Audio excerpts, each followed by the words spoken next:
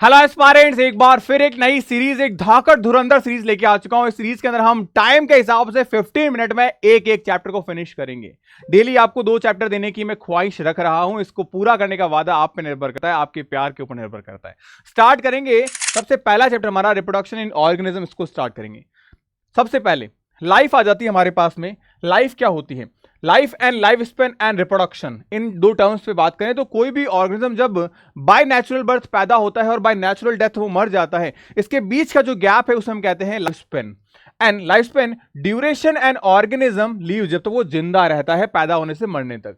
Reproduction किसे कहते हैं? प्रोडक्शन ऑफ यंग वंस, यानी कि वो अपने जैसे ऑर्गेनिजम्स को पैदा करना फॉर द स्पीसीज सर्वाइवल, ताकि उनकी जनरेशन आगे से आगे बढ़ती रहे, एग्जिस्टेंस बना रहे उस स्पीसीज का।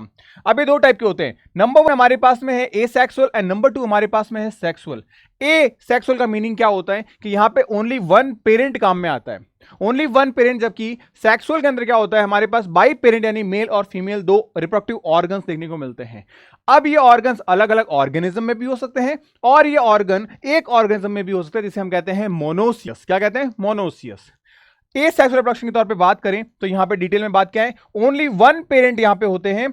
ऑफस्प्रिंग जो है ये प्रोड्यूस करते हैं, जो डिटेल में एग्जैक्टली उनके साथ होती है, यानी कि जेनेटिक कंपोजिशन सेम होता है। जेनेटिकली ये क्या होती है? सिमिलर होती है। जेनेटिकली क्या होती है? ये सिमिलर होती है, नो वेरिएशन। फाउंड इन, अभी किसमें मिलता है ए सेक्सुअल रिप्रोडक्शन? हमारा मोनेरा के अंदर एंड प्रोटिस्टा के अंदर। सेल डिवीजन के तौर पे बात करें तो हम इसे क्या कहते हैं? सेल डिवीजन अपने आप में एक सिमिलर टर्म है to the reproduction.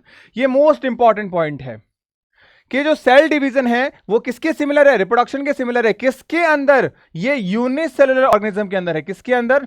Unicellular organism के अंदर रिप्रोडक्शन जो है वो एक सेल डिवीजन, या मैं कहूं ग्रोथ, ये एक सिमिलर वर्ड है। यानी हम आइडेंटिफाई नहीं कर सकते कि रिप्रोडक्शन अलग थीम है एंड ग्रोथ अलग थीम है।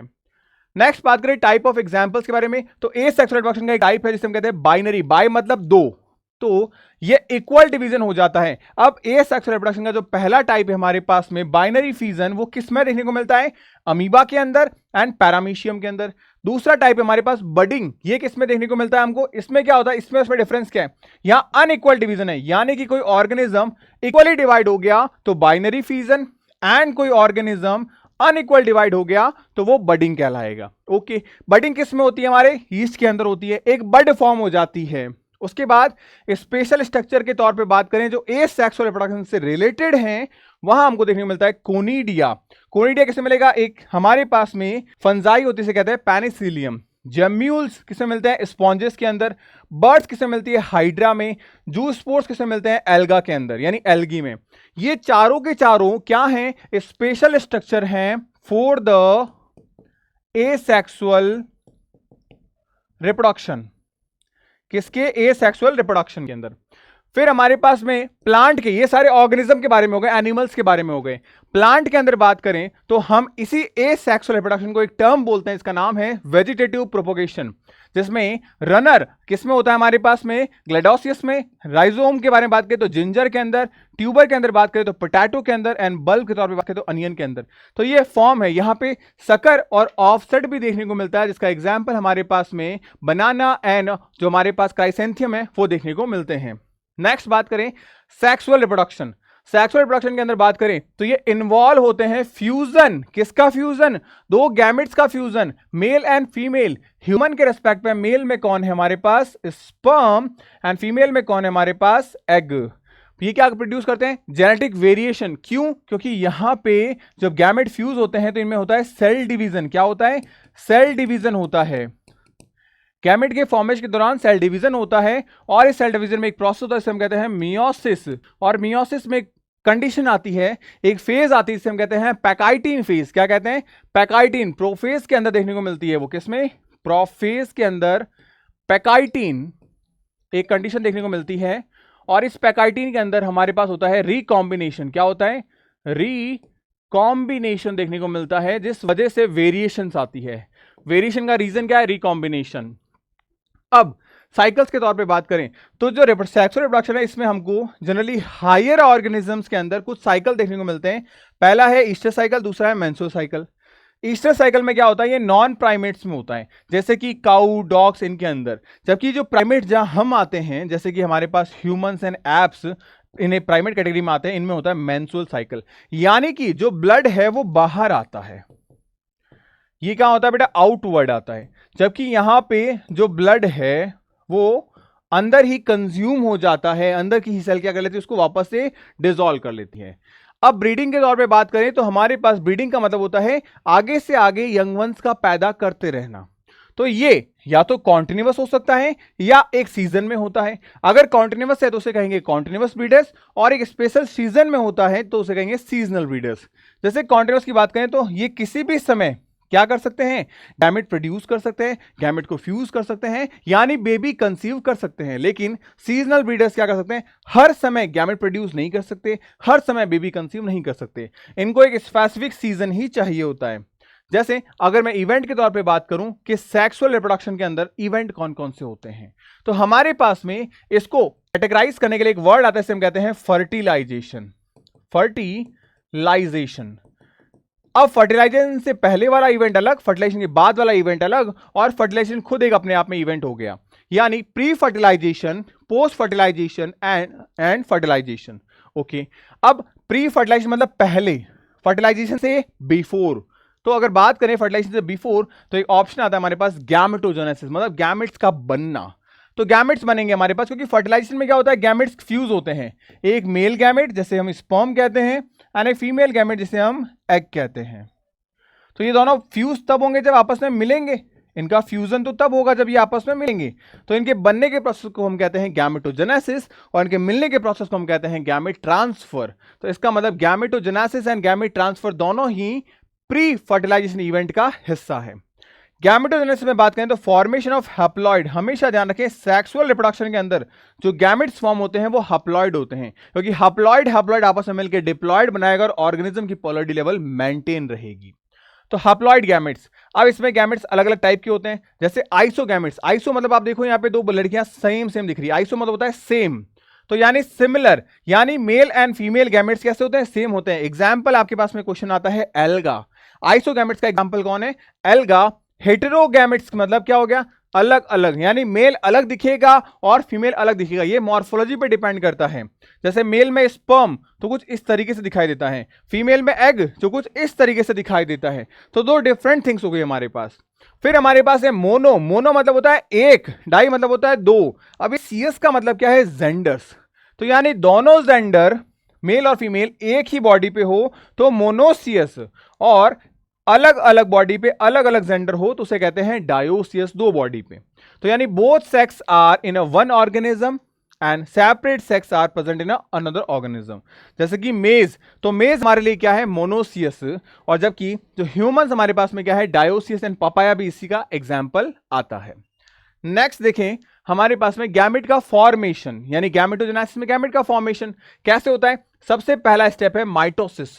इसमें क्या होता है, हैप्लॉइड पेरेंट्स होते हैं। अब हैप्लॉइड पेरेंट्स हैं तो मियोसिस होगा तो क्या होगा, डिप्लॉइड, यानी कि मियोसाइट्स होती है। यानी कहने का मतलब क्या कि अगर बेचारे ये मम्मी और ये पापा हैं, ये मम्मी और ये पापा हैं, मम्मी और पापा दोनों कैसे हैं, हैप्लॉइड हैं। मम्मी और पापा हैप्लॉइड, तो इनसे जो गैमेट बनेगा, एन बनेगा, वो कैसे बनेगा, ये बनेगा ड्यू टू हैप्लॉइड पेरेंट्स। तो ध्यान रखना यहां पे ये माइटोसिस हो गया। लेकिन एक दूसरा हमारे पास में हो गया कि 2n मम्मी है 2n पापा हैं, 2n मम्मी है 2n पापा हैं, तो क्या होगा, तो हमारे यहां पे मियोसिस होगा। तो यहां पहले n बनेगा, फिर n बनेगा, और तब जाके चीजें बनेगी। तो यानी ये फिर से मम्मी पापा की तरह 2n ऑफस्प्रिंग सेम बन जाएगा। तो अब यहां बात समझना, तो यहां जो हुआ वो क्या था, मियोसिस हुआ। क्या हुआ, मियोसिस हुआ बेटा, क्या हुआ, मियोसिस हुआ। अब सिमिलरली हम बात करें गैमेट का ट्रांसफर, जो कि दूसरा इवेंट है हमारा। तो मेल गैमेट जो है वो कैसे होता है, मोटाइल। क्यों, क्योंकि मेल गैमेट में क्या होती है भाई साहब, मेल गैमेट में एक पूंछ होती है, एक फ्लैजिला होता है। जबकि फीमेल गैमेट्स कैसे होते हैं, नॉन मोटाइल होते हैं, ये भारी होते हैं, साइज में बड़े होते हैं। प्लांट्स में बात करें तो पोलन ग्रेन इसको रिप्रेजेंट करता है। यानी पोलन ग्रेन जो है वो एक्चुअल में क्या है, मेल गैमेट नहीं, वो मेल गैमेटोफाइट है। यानी कि उसमें मेल गैमेट होता है। आपने देखा होगा पोलन ग्रेन के बारे में हम जब बात करते हैं तो इसमें दो सेल होती है, एक होती है वेजिटेटिव सेल और एक होती है जर्मिनेटिव सेल। जर्मिनेटिव सेल आगे डिवाइड होके दो सेगमेंट बनाती है जिसको हम कहते हैं गैमेट्स। तो एक्चुअल में ये गैमेट है, लेकिन ये गैमेट इससे बना, तो ये क्या है, पूरा मेल गैमेटोफाइट है। ये क्या है, गैमेटोफाइट है, गैमेटोफाइट है। और इसे ही हम क्या कहते हैं, पोलन ग्रेन कहते हैं। क्या कहते हैं, पोलन ग्रेन कहते हैं। अब देखो ओव्यूल, ओव्यूल क्या होता है फीमेल में, जिससे क्या निकलते हैं, एग होते हैं जिसके अंदर। एंड पॉलिनेशन का मतलब क्या है, इन दोनों का आपस में मिलना, इन दोनों का आपस में मिलना पॉलिनेशन कहलाएगा। इसे हम कहते हैं गैमेट ट्रांसफर। जैसे हमने देखा मक्खी ऐसे से झड़क देती है क्या, पोलन ग्रेन्स को एक फ्लावर से दूसरे फ्लावर के ऊपर। चैप्टर बस इस तरीके से आप करते जाइएगा, आराम से आपको समझ में आ जाएगा। 15 मिनट में हम कंप्लीट चैप्टर को समराइज करने की कोशिश करेंगे। फिर हमारे पास में फर्टिलाइजेशन इवेंट आता है, क्योंकि हमने प्री फर्टिलाइजेशन के अंदर दो चीजें पढ़ ली। पहली चीज हमारे पास में थी क्या, कि गैमेटोजेनेसिस, गैमेट का फॉर्मेशन, एंड दूसरी चीज हमारे पास में थी गैमेट का ट्रांसफर। अब ट्रांसफर हो गया तो अब दोनों आपस में मिलेंगे, तो यानी हमारा दूसरा स्टेप आ चुका फर्टिलाइजेशन। फर्टिलाइजेशन में क्या हो सकता है हमारे पास, सबसे पहले होता है सिनगैमी। सबसे पहला क्या है, सिनगैमी। सिनगैमी में क्या होता है, फ्यूजन ऑफ गैमेट्स, गैमेट्स का आपस में फ्यूज होना। तो एन और एन आपस में मिलकर क्या बना देंगे, 2n नाम का जाइगोट बना देंगे। यही जाइगोट आगे डेवलप होके एम्ब्रियो बनाएगा। क्या बनाएगा, एम्ब्रियो बनाएगा, और फिर आगे जाके ये ऑर्गेनिज्म बना लेगा। समटाइम क्या होता है कि विदाउट फर्टिलाइजेशन के मतलब बिना आपस में मिले सीधा ऑर्गेनिज्म बन जाता है, बिना आपस में मिले सीधा ऑर्गेनिज्म बन जाता है, उसे हम कहते हैं पार्थिनोजेनेसिस। अब अगर सीधा ऑर्गेनिज्म बन रहा है तो किसी ना किसी एक गैमेट से बन रहा होगा, या तो मेल वाले हिस्से से या फीमेल वाले हिस्से से। जनरली वो फीमेल वाले हिस्से से डेवलप होता है। एग्जाम्पल हमारे पास में हनी बी, मधुमक्खी, लिजार्ड एंड रोटिफर्स। ये तीनों में क्या देखने को मिलता है हमको, पार्थिनोजेनेसिस देखने को मिलता है। एग्जाम में कई दफा ये क्वेश्चंस पूछा गया है और ऑप्शन रहता है हमेशा बेस्ट लिजार्ड। फिर हमारे पास में फर्टिलाइजेशन है, तो इसके दो टाइप हो गए, कौन कौन से, external fertilization and internal fertilization. Number 1 पे बात करें एक्सटर्नल, यानी कि दोनों चीजें बाहर मिलेगी। कहां बाहर, कहां, इस दुनिया से बाहर नहीं, फीमेल की बॉडी से बाहर। तो फीमेल की बॉडी से बाहर मिलेगी तो कहां, इन वाटर मिल सकती है। तो वाटर में किसके लिए एग्जांपल है हमारे पास, फिश एंड फ्रॉग में। तो फिश एंड फ्रॉग में जो इनके मेल पार्ट यानी कि male gamete sperm and female gamete egg जो है वो कहां मिलते हैं, पानी में मिलते हैं, ना कि फीमेल फिश के अंदर। ऑस्प्रिंग जो है वो क्या होते हैं, वल्नरेबल होते हैं। वल्नरेबल मतलब क्या, इस पे रिस्क ज्यादा होता है, क्योंकि बॉडी से बाहर है, बच्चा जो आएगा नया मछली का या फ्रॉग का, वो बॉडी से बाहर रहेगा, उसे प्रोटेक्शन की ज्यादा जरूरत है, तो ये खतरे में ज्यादा है। फिर इंटरनल फर्टिलाइजेशन, यानी कि फीमेल की बॉडी के इनसाइड। तो inside the female body male gamete जो है वो क्या होगा, एग तक पहुंचना जरूरी है। फिर बहुत सारे स्पर्म्स हायर सक्सेस, तो यहां पे क्या होता है, स्पर्म की मोर्टेलिटी ज्यादा, स्पर्म का काउंट ज्यादा, तो सक्सेस रेशियो भी ज्यादा। और दूसरी चीज, यहां पे बेबी मां के अंदर है, उसे सारे सराउंडिंग से कोई मतलब नहीं है, माँ उसे बहुत अच्छे से क्या कर रही है, प्रिजर्व कर रही है बाकी सारी अनवांटेड थिंग्स से। तो यहां उसके सर्वाइवल के चांसेस बढ़ जाते हैं, वल्नरेबिलिटी के चांसेस कम हो जाते हैं। फिर देखिए पोस्ट फर्टिलाइजेशन इवेंट के बारे में, तीसरा इवेंट हमारा, जहां पे अब वो क्या हो चुका है, जाइगोट बन चुका है, 2n कंडीशन में आ चुका है। तो 2n कंडीशन होते ही क्या हो जाएगा, डिप्लॉयड हो जाएगा, क्योंकि हैप्लॉयड स्पर्म आया, हैप्लॉयड एग आया, आपस में फ्यूज होकर डिप्लॉयड बन गए। ये can form outside and inside the body. अब फर्टिलाइजेशन अगर एक्सटर्नल है तो बॉडी के बाहर बनेगा, इनसाइड है तो अंदर बनेगा, कोई दिक्कत ही नहीं है। एंड इनमें कुछ प्रोटेक्टिव लेयर्स होती है, यानी कवरिंग होती है। कुछ कुछ ऑर्गेनिज्म में एक कवरिंग हार्ड होती है, इसे हम क्या कहते हैं, एंडोस्पोर भी कह देते हैं। क्या कह देते हैं, एंडोस्पोर भी कह देते हैं। अब देखो, अब धीरे धीरे डेवलप होगा, इसमें मियोसिस होना शुरू हो जाएगा, इसमें माइटोसिस होना शुरू हो जाएगा, इसमें हम एक कहते हैं वेजिटेटिव मियोसिस, या हम बात करें एक तरीके से डिवीजन, वो होना शुरू हो जाएगा, जिसे हम एक वर्ड करते हैं ह्यूमन के रेस्पेक्ट में क्लीवेज वर्ड बोलते हैं। तो क्लीवेज क्या है, एक माइटोटिक डिवीजन है, उससे क्या होगा, ये एम्ब्रियो में कन्वर्ट होना शुरू हो जाएगा। तो जाइगोट जो है वो एम्ब्रियो में कन्वर्ट होगा, यहाँ सेल डिवीजन जो है वो ज्यादा से ज्यादा होगा, और फिर धीरे धीरे सेल क्या होने लग जाएगी, अपने अपने काम डिसाइड कर लेगी, जिसे हम कहते हैं डिफरेंशिएशन और स्पेशलाइजेशन। तो इससे अलग अलग टिश्यू बन जाएगा, जैसे हमारा कार्डियो टिश्यू, जैसे हमारा पल्मोनरी टिश्यू, तो उनका काम है गैसेस को एक्सचेंज करना, उनका काम है बॉडी को वेस्कुलराइज करना, तो ये सब के अलग अलग काम हो जाते हैं, तो उससे क्लासिफाई हो गया। उसके बाद में डेवलपमेंट की स्टेजेस के तौर पे बात करें तो सबसे पहली बात, जो एम्ब्रियो है वो किसी शेल में हो सकता है या एम्ब्रियो किसी बॉडी में हो सकता है। अगर वो किसी शेल में है तो मैं उसे कहूंगा ओविपोरस, अंडे में। अगर वो किसी बॉडी में है तो मैं उसे कहूंगा विविपोरस, यानी किसी फीमेल के अंदर। तो अब ओविपोरस है तो एग होगा उसके अंदर, तो एग्जाम्पल बर्ड्स एंड रेप्टाइल्स अंडे देते हैं। लेकिन अगर विविपोरस है तो वो क्या होगा, पैदा होगा, ना कि पहले अंडा आएगा फिर खुद आएगा, वो सीधा खुद ही आ जाएगा, उसे कहते हैं लाइफ। तो यानी ह्यूमंस एंड मैमल्स।